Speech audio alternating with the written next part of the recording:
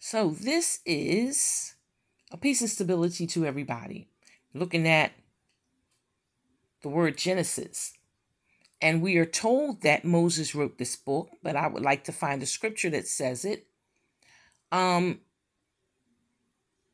We're told that the Greeks translated this writing from Hebrew into their own, yet the Greeks did not use the Hebrew God, and they didn't even use the names of their gods. And then we're told that the Romans translated it from the Greek, but the Romans didn't use the name of their gods, and they didn't use the Greek gods. So where did they get this story from? They all moved into Africa. I'm not using the word Egypt because Egypt was not a word when the events of this Old Testament took place. Egypt became a word after Greece and Rome moved into the land. It was called, let's call it by the ancestor's name, Masarum, or it was called Kama. So the story is the story of the children of Noah, Noach, as the Hebrews call him, Noach. And because ancient writing was from left to right and right to left, his name could have been Cana. Now, let's take a look at this word Genesis. In ancient times, there were no vowels. The people didn't use vowels. So when you look at this word Genesis, they have vowels in there. Why? Where did they come from? Take a look at the word letter G. That is not an ancient letter. That is a European letter. It's important. If you really want to know what this is, take your time. Okay? This word Genesis is more than likely kenosis. Okay? Or the kana, asa. It could be quite a few things depending on your dialect, and that's why it's so difficult for people to grasp, because it's based on how you pronounce the word, how your mouth forms. Everybody doesn't speak the same way unless they learn how to speak the same way.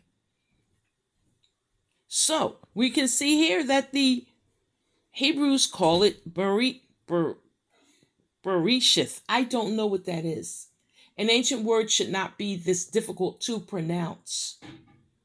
So when anybody talks about the book of Genesis, let's look for origins and let's look for what makes sense. It covers 1 billion years.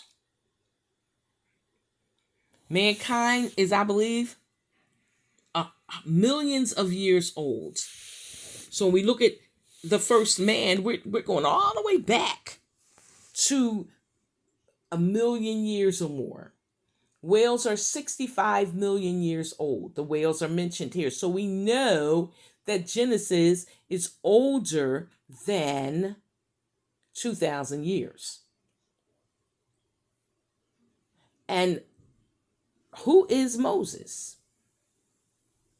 Because most of the pharaohs, Moses was in their name. Moses is in the name of Ramses.